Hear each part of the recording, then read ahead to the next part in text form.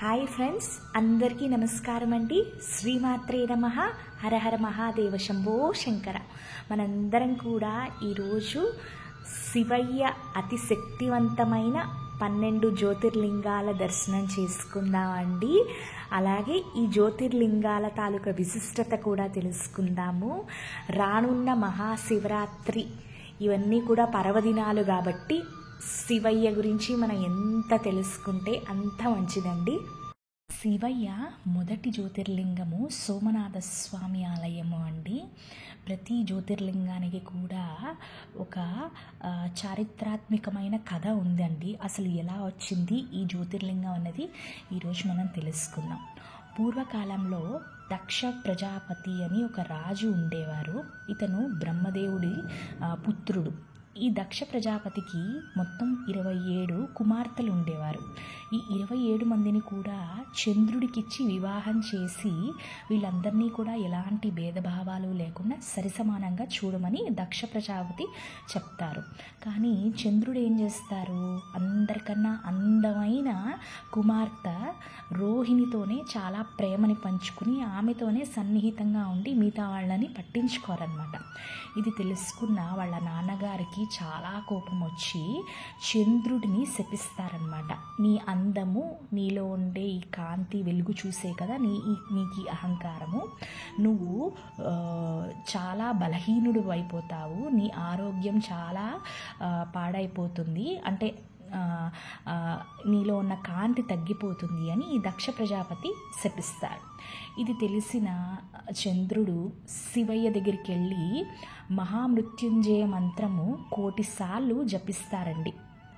జపించినప్పుడు శివయ్య వెంటనే ప్రత్యక్షమై, దక్ష ప్రజాపతి శాపాన్ని నేను పూర్తిగా తొలగించలేను కానీ ప్రతి మాసంలోని శుక్లపక్షంలోని మొదటి 15 రోజులు కూడా నువ్వు చాలా కాంతివంతంగా ఉంటావు. పౌర్ణమి రోజు, పౌర్ణమి తర్వాత వచ్చే కృష్ణపక్షము నుంచి అమావాస్య వరకు నీ కాంతి వెలుగు తగ్గుతుంది. నీ శాపాన్ని నేను పూర్తిగా తొలగించలేను కానీ సగం చేయగలను. ఆ రోజు నుంచి కూడా శివయ్య అర్ధచంద్రాకారంలో ఉన్న చందమామని ఆయన శిరస్సు మీద ధరిస్తారు. శివుడు చంద్రుడిని రక్షించడానికి ఇది సంకేతం అన్నమాట.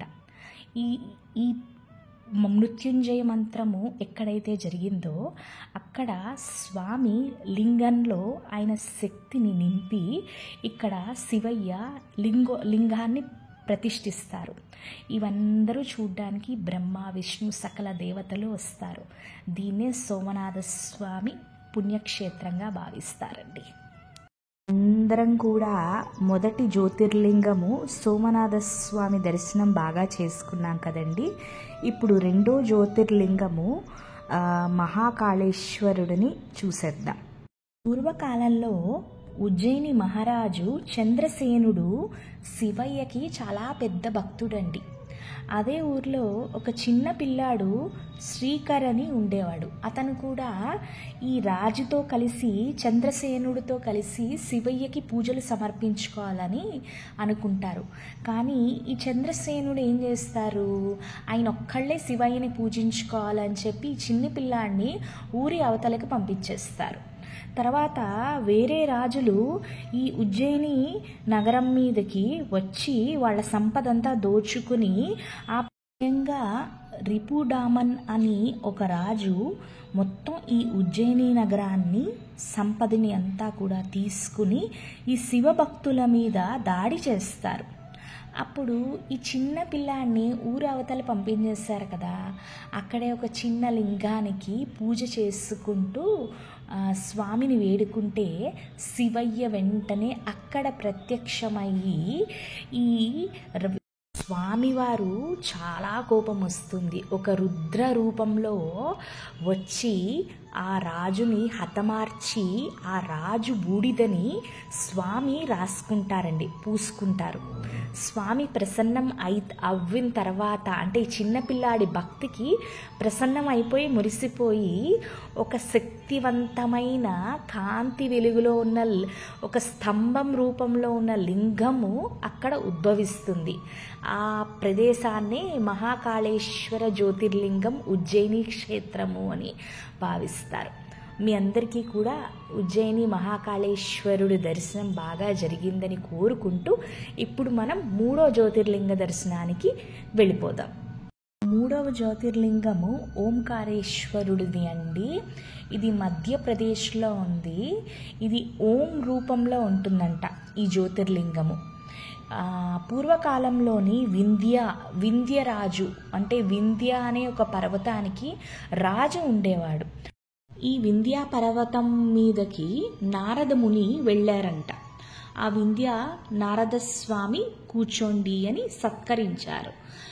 ఇక్కడ ఈ వింధ్యా పర్వతం మీద లేని సౌకర్యాలు లేవు, మీరు చక్కగా హాయిగా కూర్చుని అన్నీ స్వీకరించండి అంటే నారదముని ఇలా అన్నారంట, మేరు పర్వతము నీకన్నా చాలా పెద్దది, విశాలవంతమైనది.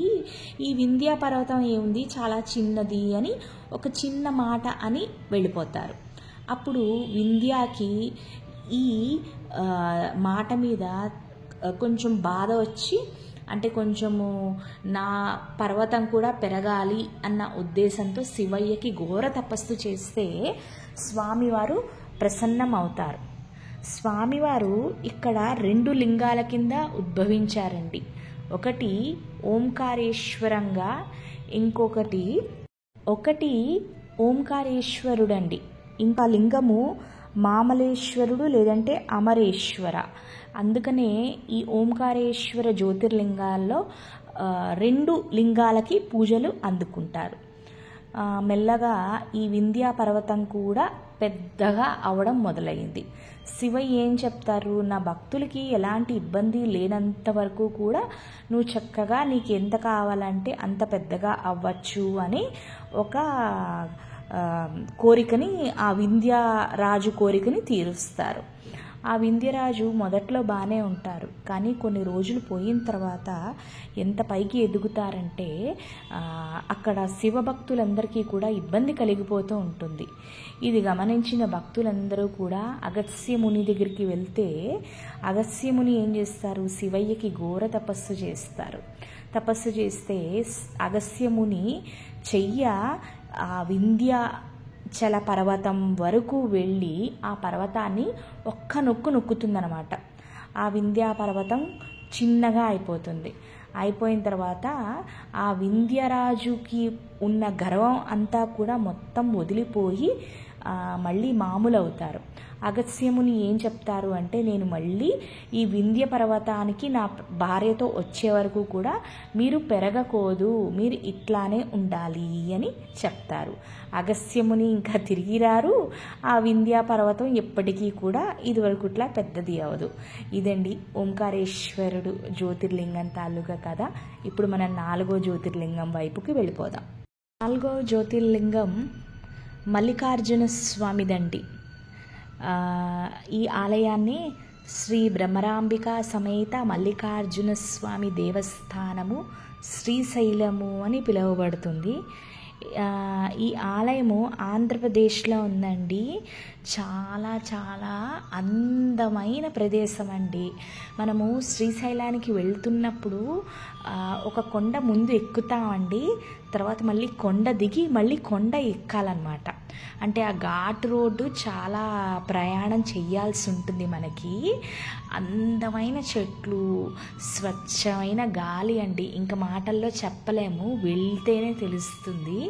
అలాగే ఇక్కడ శ్రీశైలం డ్యామ్ కూడా ఉందండి. చాలా చాలా అంటే వర్షాకాలంలో వెళ్ళినట్టయితే మటుకు ఈ శ్రీశైలము ఎంత అందమైన ప్రదేశం అంటే, చక్కగా మనము ఒకరోజు ఇక్కడ ఉంటే కూడా ఇక్కడ మనకి హోటలు, వసతులు అన్నీ కూడా ఉన్నాయండి. ఎవరైనా ఉండి ఒకరోజు మొత్తం చూడాలి, మొత్తం ఫ్యామిలీతో వెళ్ళేవాళ్ళు ఎవరైనా ఉంటే కూడా తప్పకుండా ప్రయత్నించవచ్చండి. ఈ మల్లికార్జున జ్యోతిర్లింగాలతో పాటు అమ్మవారి 5వ శక్తిపీఠం అండి. అంటే సతీదేవి కాలం చేసిన తర్వాత ఆవిడ అవయవాలు ఎక్కడెక్కడ పడ్డాయో ఆ ప్రదేశాన్ని పవిత్రమైన శక్తిపీఠం కింద భావిస్తారు. అందుకని శ్రీశైల భ్రమరాంబిక పీఠము. ఈ ప్రదేశం చాలా చాలా శక్తివంతమైనది. చాలామంది చూసే ఉంటారు. చూడని వాళ్ళు తప్పకుండా దర్శించండి. ముఖ్యంగా కార్తీక మాసంలో ఇక్కడ చాలామంది భక్తులు వచ్చి పాపము దీపారాధన అది చేసుకుంటూ ఉంటారండి. పూర్వ చారిత్రక కథల ప్రకారము స్వామివారు అమావాస్య రోజు అర్జున అనే రూపంలోని, పౌర్ణమి రోజు అమ్మవారు మల్లిక అనే రూపంలో ఉంటారంట. అందుకని ఈ క్షేత్రం పేరు మల్లికార్జున అని వచ్చిందంట. ఇంకోటి ఏంటంటే ఇది ఎంత మంచి పుణ్యక్షేత్రము అంటే స్వామివారు అయ్యవారు ఇద్దరూ కలిసి ఉండే ప్రదేశం అంట, శివయ్య ఇల్లులాగా. అందుకనే శివయ్యకి నిత్యము కూడా మల్లె పువ్వులనే మల్లిక అని పిలుస్తారు. మల్లిక అంటే ఎవరు? సాక్షాత్తు శ్రీ భ్రమరాంబికాదేవి. భ్రమరాంబికాదేవి స్వామి పాదాల వద్ద మల్లిక అనే మల్లె పువ్వుల స్వామిని చేరుకుంటారంట.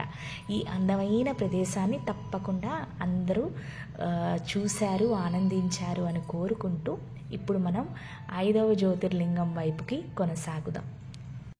5వ జ్యోతిర్లింగము వైద్యనాథ్ లేదా బైద్యనాథ్. పూర్వకాలంలో రావణుడు శివయ్యకి ఘోర తపస్సు చేశారు.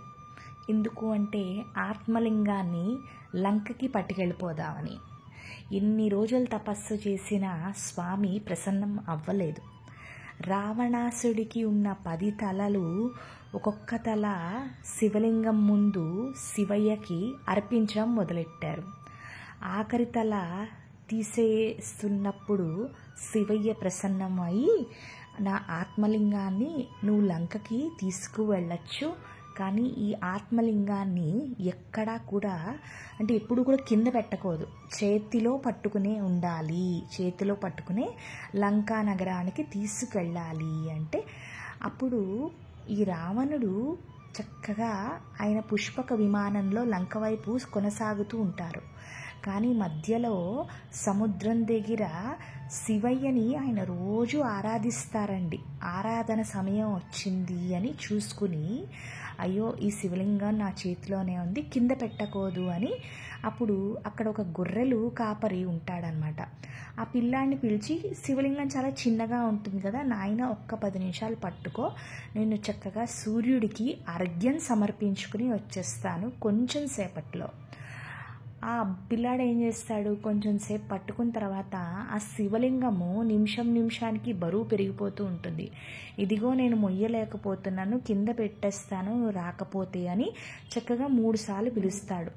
3వసారి పరిగెట్టుకుని వచ్చే లోపల ఆ పిల్లాడు ఆ లింగాన్ని భూమి మీద పెట్టేస్తాడు. తర్వాత రావణాసుడు ఎన్నో ఆపసోపాలు పడతాడు కానీ ఆత్మలింగాన్ని తనతో లంకకి తీసుకువెళ్ళలేకపోతాడు.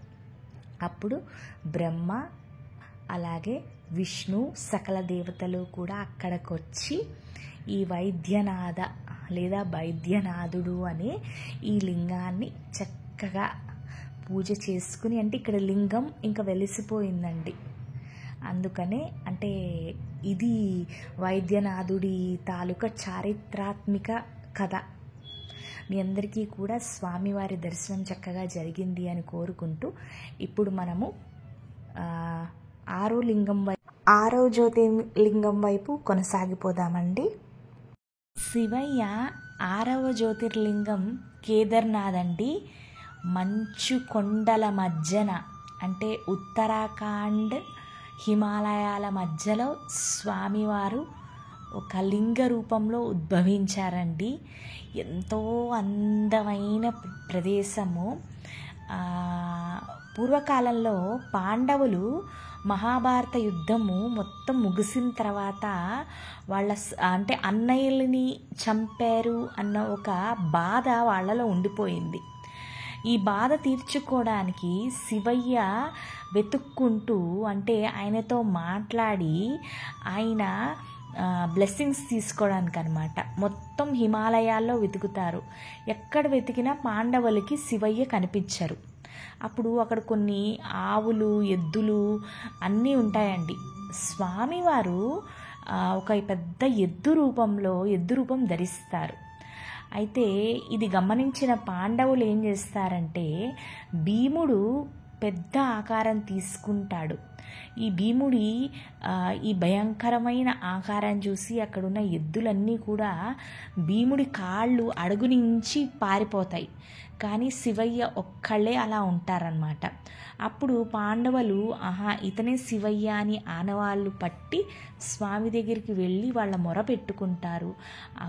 ఈ యుద్ధం వల్ల అన్నయ్యలు అందరినీ హతమార్చాల్సి వచ్చింది, మమ్మల్ని క్షమించండి మహాదేవ అంటే, స్వామి మీ ధర్మాన్ని మీరు చేశారు కానీ ఎవరికీ అపకారం తలపట్టలేదు అని చెప్పి వాళ్ళని మళ్ళీ చక్కగా ఆశీర్వదిస్తారు. అప్పుడు పాండవులందరూ కూడా శివయ్యకి కేదార్నాథ్ అనే ఒక ఆలయాన్ని కట్టిస్తారు. ఇదండి కేదార్నాథ్ ఆలయం తాలూకా కథ. ఇప్పుడు మనం 7వ జ్యోతిర్లింగం వైపుకి కొనసాగుదాం. 7వ జ్యోతిర్లింగం నాగేశ్వర. ఈ జ్యోతిర్లింగము ద్వారకాలో ఉందండి. చాలా అందమైన ప్రదేశము. పూర్వకాలంలో సుప్రియ అని శివయ్యకి చాలా పెద్ద భక్తుడంట.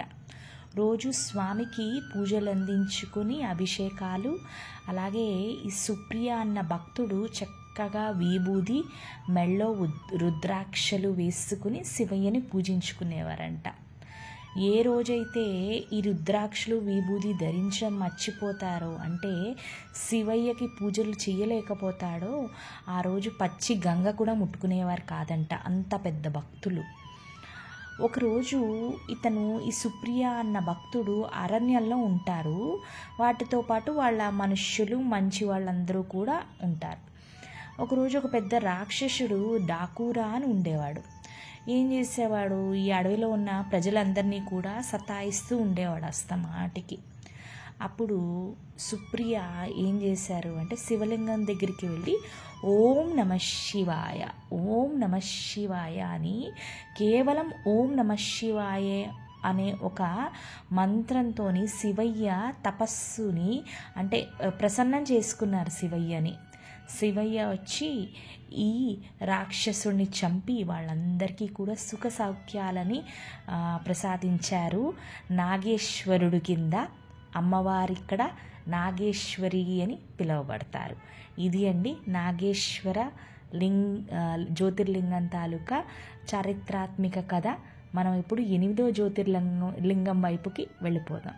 త్రయంబకేశ్వరుడు నాసిక్, మహారాష్ట్రలో ఈ జ్యోతిర్లింగం ఉందండి. పూర్వకాలంలో శివపురాణం ప్రకారం గౌతమ ఋషి ఆయన భార్య అహల్యతోని ఒక ఆశ్రమంలో ఉండేవారండి. ఈ ఆశ్రమానికి చాలామంది ఋషులు వాళ్ళు వచ్చేవాళ్ళు. ఇక్కడ ఎప్పుడు కూడా నిత్యం కూడా శివారాధన. ఈ గౌతమ ఋషి శివయ్యకి చాలా పెద్ద భక్తుడు. శివారాధన అందరూ ఋషులతో కలిసి జరిగేది.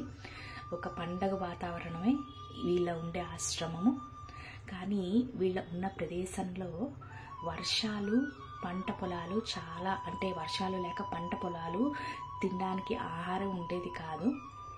అందుకనే వరుణదేవుడికి ఈ గౌతమ ఋషి ప్రార్థిస్తే చక్కగా కావలసిన వర్షాలు అవి కురిపించి కావలసిన పంట పొలాలు, అంటే తినడానికి ఆహారం అంతా కూడా వచ్చేది. వాళ్ళ జీవనం చక్కగా సాగిపోయేది. కొత్త కొత్త ఋషులు, మునులు, మహానుభావులందరూ కూడా వీళ్ళ ఆశ్రమం వద్దనే నివసించేవారు. ఒకరోజు ఏం జరుగుతుంది అంటే, ఈ గౌతమ ఋషి అనుకోకుండా తెలియక ఒక గోమాతని, ఒక ఆవుని చంపేస్తారండి. అంటే అది కావాలని చేసింది కాదు, అనుకోకుండా. కానీ ఈ ఆవు ఎవరు? సాక్షాత్తు పార్వతీదేవి చెలికత్త జయ అని పిలుస్తారు. ఆమె ఒక ఆవు రూపంలోని ఉండడం వల్ల అనుకోకుండా ఈ గౌతమ ఋషి చేతుల్లో చనిపోతుంది ఈ ఆవు.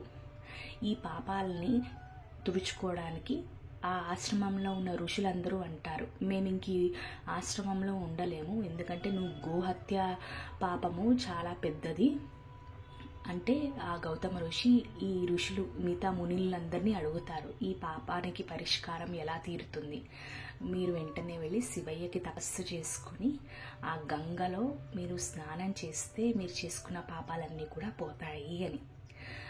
కొన్ని 1000 సంవత్సరాల పాటు ఈ గౌతమ ఋషి శివయ్యని ప్రార్థిస్తే అప్పుడు స్వామి ప్రసన్నమవుతారండి.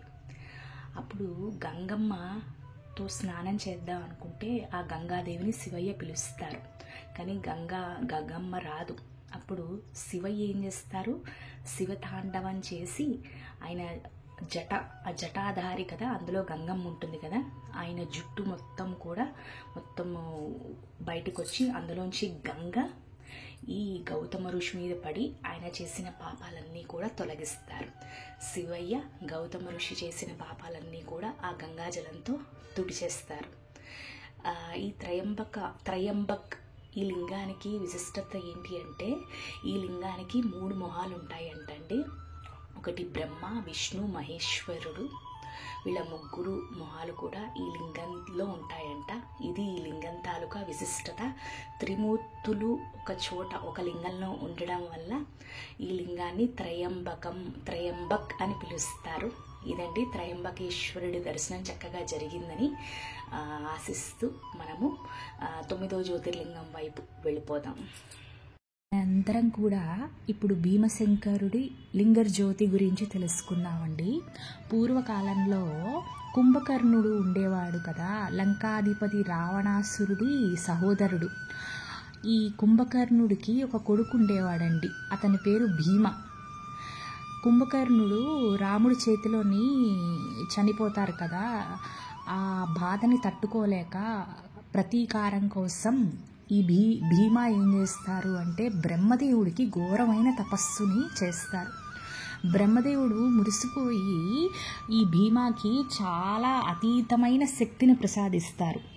ఈ శక్తిని ఉపయోగించి ఈ భీమ చాలామంది ఋషుల్ని, మునుల్ని, శివభక్తుల్ని, చాలామందిని అంటే మనుష్యులు, ప్రజల్ని కూడా చాలా కష్టాలు పెడతాడండి. ఆయన ప్రజల్ని కూడా బాధలు పెడుతూ ఉంటాడనమాట. ఒకరోజు ఒక రాజ్యంలోని ఒక రాజు ఉంటాడు, అతని పేరు కామరూపేశ్వరుడు. అతను శివయ్యకి చాలా పెద్ద భక్తుడు. ఇతను భక్తి చూసి ఓర్చుకోలేక ఆ భీమ ఆయన పూజలన్నీ చూసి కూడా ఆ భీమ ఏం చేస్తారంటే ఒక కారాగారంలో ఈ రాజును పెట్టేస్తాడు. అంటే ఎలాంటి పూజలు చేసుకోకుండా అలాగే చాలా బాధలు, చాలా శిక్షలు వేసి చాలా బాధ పెడతారు. కానీ ఈ రాజు ఏం చేస్తారంటే ఎక్కడున్నా సరే శివారాధన ఆగకుండా ఉండడానికి అక్కడే ఒక చిన్న మట్టితో లింగాన్ని చేసుకుని రోజు కూడా ఆ చీకటి కారాగారంలోనే శివయ్యకి పూజలు అందిస్తూ ఉంటారు. ఇది చూసిన భీమ ఏం చేస్తారంటే ఆయన కత్తి తీసుకుని ఈ శివలింగాన్ని ధ్వంసం చేస్తారు. అప్పుడు శివయ్యకి ఎంతో కోపం వస్తుంది. ఆయన భక్తుడిని కాపాడడానికి అదే ప్రదేశంలో శివయ్య ప్రత్యక్షమయ్యి ఈ భీమ అనే కుంభకర్ణుడి పుత్రుడిని వధించి అక్కడ లింగంగా ఉద్భవిస్తారు. అందుకని ఇది భీమశంకర జ్యోతిర్లింగం కింద పిలువబడుతుంది.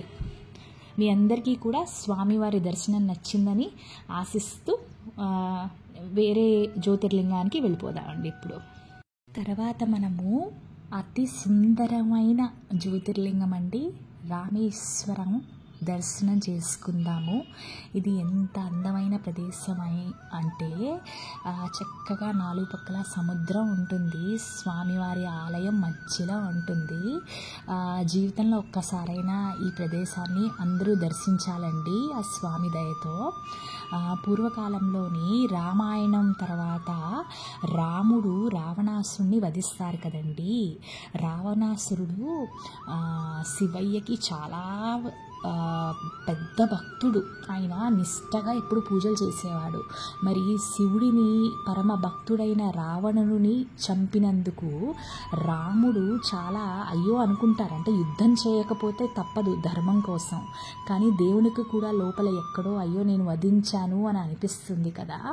అందుకనే రాముడు సీత ఇద్దరూ లంక నుంచి ఈ రామేశ్వరానికి వచ్చి ఆ శివయ్యకి పూజలు చేస్తారంట.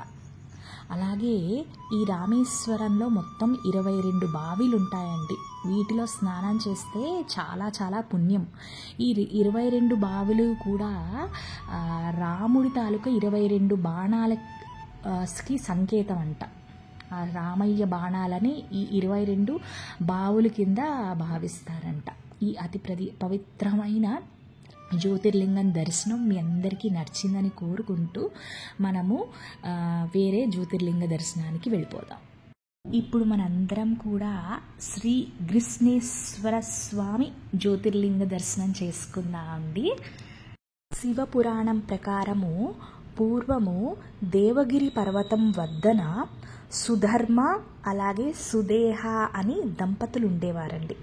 వీళ్ళిద్దరూ కూడా శివయ్యకి చాలా పెద్ద భక్తులు. ఎప్పుడు శివుడిని అలా ఆరాధిస్తూనే ఉంటారనమాట. ఒకరోజు ఈ దంపతుల ఇంటికి ఒక పెద్ద ముని వస్తారనమాట. ఈ ఋషి భోజనానికి వస్తే ఈ దంపతులిద్దరూ కూడా చాలా మురిసిపోయి ఆ సుదేహ అయితే అన్ని పదార్థాలు చక్కగా మనస్ఫూర్తిగా వడ్డిస్తారు. ఆ ముని చేస్తూ ఆయనకు అర్థమవుతుంది ఏంటంటే ఈ సుధర్మకి సుదేహాకి పిల్లలు లేరు, ఎవరింట్లోనైతే పిల్లలు లేరో నేను అక్కడ ఆహారం స్వీకరించను అని మధ్యలోనే లేచి వెళ్ళిపోతే వీళ్ళు దంపతులు చాలా బాధపడతారు. స్వామి మీరు ఇలా మధ్యలోని తినకుండా వెళ్ళిపోతే మాకు ఎంతో బాధ ఉంటుంది, మీరు తప్పకుండా తినండి అంటే అప్పుడు ఆ ముని ఏం చేస్తారంటే మీకు తప్పకుండా సంతానం కలుగుతుంది అని ఆశీర్వదించి ఆ ప్రదేశాన్ని వదిలి వెళ్ళిపోతారు. కానీ సుదేహ జాతకము పెళ్లికి ముందే చూపిస్తారు. ఆవిడికి సంతాన యోగ్యం లేదు. ఈ ఘటన అంతా కూడా చూసి సుదేహ చాలా బాధపడుతుంది. అందుకనే వాళ్ళ చెల్లి నిచ్చి సుధర్మ అంటే వాళ్ళ ఆయనకిచ్చి పెళ్లి చేస్తే సంతానం కలుగుతుంది అనే ఆలోచన వస్తుంది. వాళ్ళ చెల్లి కూడా చాలా మంచిదండి. అక్కని కన్న తల్లిలాగాను వాళ్ళ ఆయననేమొచ్చి శివయ్య అంటే దేవుడిలాగా చూసుకుంటూ చక్కగా పెళ్లి చేస్తారు. ఓ సంవత్సరం పోయాక ఈ సుదేహ వాళ్ళ చెల్లి ఒక మగబిడ్డకి సంతానం అంటే వాళ్ళ ఇంట్లో మగబిడ్డ సంతానం కలుగుతుంది. ఆ పిల్లడు చక్కగా ఆటలు పాటలు అన్నీ అవుతూ ఉంటాయి. కానీ ఇవన్నీ చూసిన సుదేహకి ఈ పిల్లాడు పెద్దవాడు అవుతూ ఆటలు పాటలు చూడలేక అంటే ఈ సుదేహ వాళ్ళ అక్క ఆ పిల్లాడిని చూసి తట్టుకోలేక అయ్యో నాకు సంతాన భాగ్యం లేదు అన్న బాధతో ఒక కత్తి తీసుకుని ఈ పిల్లాడి గొంతు కోసేస్తుందండి. అంటే ముండెము అలాగే తల ఈ రెండు కూడా చెరువులో వేసేస్తుంది. సుదేహ చెల్లి కూడా ఆవిడ పేరు ఏంటంటే గుష్మ. ఆవిడ కూడా శివయ్యకి చాలా పెద్ద భక్తురాలు. ప్రతిరోజు కూడా శివయ్యని ఆరాధించుకుంటారు. ఇలాగా ఈ పిల్లాడు ఏం చేస్తాడు, అమ్మ నన్ను ఎవరో చంపేసినట్టు నాకు కల వచ్చింది, ఇప్పుడే నిద్ర లేచి నీ దగ్గరికి వచ్చాను అంటే గూష్మాకి ఏదో సందేహం కలుగుతుంది. ఎందుకు ఇలా జరిగింది అని అంటే అప్పుడు శివయ్య గూష్మ ఎదురుకుండా ప్రత్యక్షమై తల్లి మీ అక్కే ఈ పని ఇలా చేసింది, కానీ ఆ పిల్లాడికి తిరిగి ప్రాణం పోసి నీ దగ్గరికి పంపించాను. ఇప్పుడు మీ అక్క సుదేహాని నేను వదిలిపెట్టాను, ఆమె తప్పకుండా శిక్ష అనుభవించవలసిందే అంటే అప్పుడు వాళ్ళ చెల్లి చాలా మంచిదండి, చాలా కరుణామయి. మా అక్కని దయచేసి స్వామి ఏమీ చెయ్యొద్దు, మీరు ఆమెను క్షమించి ఆమెను చల్లగా చూడండి అంటే శివయ్య ఆ గూష్మ ఆ చెల్లి మాటలు విని అక్కడే ఒక లింగాకారంలోని రూపం తీసుకుని స్వామివారు అక్కడ జ్యోతిర్లింగం కింద వెలుస్తారండి. ఇదండి ఈ జ్యోతిర్లింగం తాలూకా విశిష్టత. మీ అందరికీ నచ్చిందని కోరుకుంటూ ఇప్పుడు మనం ఆఖరి సాక్షాత్తు శ్రీ కాశీ విశ్వనాథుడి జ్యోతిర్లింగం వైపుకి వెళ్ళిపోదాం. ఆఖరి జ్యోతిర్లింగం కాశీ విశ్వనాథ స్వామి వారిదండి. ఒకరోజు శివయ్య బ్రహ్మదేవుణ్ణి విష్ణువుని ఇద్దరిని పరీక్షిద్దామని చెప్పి బ్రహ్మదేవుడికి విష్ణు మధ్యన చిన్న వివాదం జరుగుతుందండి. అంటే బ్రహ్మదేవుడు ఏమంటారంటే, ఈ సృష్టించాను, ఈ ప్రపంచాన్ని, ప్రతిదీ కూడా నేనే సృష్టిస్తున్నాను, నేను సృష్టించకపోతే ఏది ఉండదు కదా, ప్రతిదీ కూడా నాలోంచే వస్తుంది అని బ్రహ్మదేవుడు గొప్పగా చెప్పుకుంటారు. విష్ణుమూర్తి ఏం చెప్తారు, మీరు సృష్టించి వదిలేశారు, కానీ వాటిని ముందుకు నడిపించడానికి కావాల్సిన శక్తి అంతా కూడా, అది ముందుకు వెళ్ళడానికి కారణము నేను. మీరు సృష్టించి అలా వదిలేస్తే సరిపోదు, వాటిని చూసుకునేవాడిని కాబట్టి నేనే మీకన్నా గొప్ప అని విష్ణుమూర్తి అంటారు. ఇలా ఒకళ్ళ మీద ఒకళ్ళు వాదించుకోవడాలు పెరిగి ఇంకా బ్రహ్మ విష్ణు ఇద్దరూ కూడా యుద్ధానికి సిద్ధమైపోతారండి. ఇదంతా గమనిస్తున్న శివయ్య వీళ్ళిద్దరినీ పరీక్షిద్దాము, నిజాయితీగా ఎవరుంటారు అని వాళ్ళిద్దరి మధ్యన ఒక పెద్ద అగ్ని స్తంభంలాగా స్వామి వెలిసిపోతారనమాట. ఎంత పెద్దగా ఉంటుందంటే ఈ స్తంభము, దానికి అంతం ఉండదండి. ఎక్కడ మొదలు, ఎక్కడ చివరి అంటే చిగురు ఎక్కడ, మొదలు ఎక్కడ అన్నది, అంటే స్టార్టింగ్ పాయింట్ ఎండింగ్ పాయింట్ ఉండదు ఈ జ్వాలాలింగానికి, అగ్నిలింగానికి. అయితే శివయ్య ఏం చెప్తారు అంటే, బ్రహ్మదేవుణ్ణి పై దిక్కున వెళ్ళి దీనికి ఈ లింగం ఎక్కడి నుంచి మొదలు ఉందో కనుక్కోమంటారు. అలాగే విష్ణువుని కింద భాగము, అంటే దీనికి అంతము ఎక్కడుంది అన్నది విష్ణుని చెప్తారు చూడమని. అప్పుడు విష్ణుమూర్తి శివయ్య చెప్పినట్టే కిందకి పాతాళం లోకం వరకు వెళ్తూ వెళ్తూ వెళ్తూ వెళ్తూ ఉంటారు, కానీ దానికి ఎక్కడా కూడా అంతం ఉండదండి. అలాగే బ్రహ్మదేవుడు కూడా పైకి వెళ్తూ ఉంటారు, కానీ ఎక్కడా కూడా చిగురు కనిపించదు, అంటే ఆ శివలింగం మొదలు ఎక్కడా కనిపించదు ఆయనకి. అప్పుడు విష్ణుమూర్తి పైకి వచ్చి శివయ్యతో చెప్తారు, స్వామి నేను మొత్తం అంతా చూశాను, కానీ నేను ఓడిపోయాను, నేను కనుక్కోలేకపోయానండి అని చెప్పి నిజాయితీగా ఉన్నట్టు విష్ణుమూర్తి చెప్పేస్తారు. బ్రహ్మదేవుడు ఏం చేస్తారు, అప్పుడే శివయ్యకి మొగలి పువ్వుతో పూజ చేస్తారు కదండి. ఇంత పెద్ద లింగము ఉద్భవించింది కాబట్టి ఆ మొగలి పువ్వు కూడా శివయ్య దగ్గరే ఉంటుంది. అలాగే ఇంత పెద్ద అగ్నిలింగాకారాన్ని చూసిన కామధేనువు కూడా శివయ్య దగ్గరికి వచ్చేస్తూ ఉంటుంది.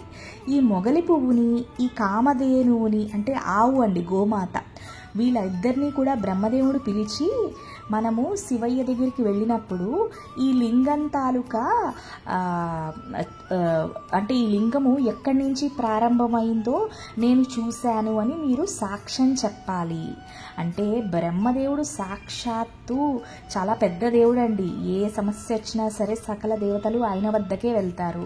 ఇంకా ఈ మొగలి పువ్వుకిను ఈ కామధేనువుకి అవును అని అబద్ధం చెప్పడం తప్పదండి, అదొక్కటే దారి ఉంది. శివయ్య దగ్గరికి వెళ్ళి నేను చూశాను, ఈ లింగం ఎక్కడి నుంచి ప్రారంభం అవుతోందో సాక్షాము ఈ మొగలి పువ్వును ఈ కామధేనువే అని అంటారు. మొగలి పువ్వు అవును అని ఇలా తల ఊపుతుంది, కామధేనువు కూడా తల ఊపుతుంది, కానీ తోకతో కాదు అని మళ్ళీ ఇలా సంకేతిస్తుంది. అప్పుడు శివయ్యకి చాలా కోపం వస్తుంది. బ్రహ్మదేవుడు అబద్ధం ఆడి గెలిచినందుకు ఈ రోజు నుంచి మీకు ఏ ఆలయాల్లోని పూజలు అనేవి జరగవు, ఓన్లీ అంటే విష్ణుమూర్తి ఒక్కళ్ళే నిజాయితీగా నేను ఓడిపోయానని ఒప్పుకున్నారు కాబట్టి నాతో సరి సమానంగా ఆ నారాయణ స్వామి ఒక్కళ్ళకే పూజలు జరుగుతాయి అని బ్రహ్మదేవుణ్ణి శివయ్య ఆగ్రహంతో ఇలా అంటారు. అయిన తర్వాత ఆ మొగలి పువ్వు మీద కూడా శివయ్యకి కోపం వస్తుంది, ఎందుకంటే అబద్ధం ఆడింది కదా. మరి మొగలి పువ్వు శివయ్య పూజలో చాలా ప్రాముఖ్యత ఉండేదండి. అంతవరకు కూడా మొగలి పువ్వులతో స్వామికి పూజలు అందుకునేవారు. ఈ రోజు నుంచి ఈ మొగలి పువ్వు ఏ పూజలోకి పనికి రాదు అని స్వామి అంటారు. మరి గోమాత తలతో అబద్ధం చెప్పి తోకతో నిజం చెప్పింది కాబట్టి నీ తల భాగము ఎవ్వరూ కూడా గోమాతకి పూజించరు, నీ వెనకాతల భాగమే అందరూ కూడా పూజిస్తారు. అందుకనే గోమాతకు మనం ఎప్పుడూ కూడా వెనకాతలకు వెళ్ళి దండం పెట్టుకుంటాం అన్నమాట. ఇంత శక్తివంతమైన అగ్నికాంతితో మెరిసిపోతున్న ఈ స్తంభము 12 చోట్ల పడుతుందండి. అందులో కాశీ క్షేత్రము ఒకటి, వారణాసి కాశీ ఒకటి అండి. అందుకనే ఇది చాలా అద్భుతమైన మహాంతరమైన జ్యోతిర్లింగం కింద భావిస్తారు. మీ అందరికీ కూడా ఈ 12 జ్యోతిర్లింగాల తాలూకా కథ నచ్చిందని కోరుకుంటూ, అంటే నాకు తోచిన నా శక్తి కొరకు ప్రయత్నించానండి. 12 కొంచెం వీడియో పెద్దదే అయ్యింది, కానీ స్వామివారి గురించి మంచి మాటలు తెలుసుకోవడంలో తప్పలేదు. అందులోని శివరాత్రి వస్తోంది, తప్పకుండా మీరు జాగారం చేస్తున్నప్పుడైనా సరే ఈ కథని చక్కగా పెట్టుకుని వినండి, శివారాధన చక్కగా చేసుకోండి. మీ అందరికీ కూడా మనస్ఫూర్తిగా మహాశివరాత్రి శుభాకాంక్షలండి. హరహర మహాదేవ, శంభో శంకర, శ్రీమాత్రే నమో నమః.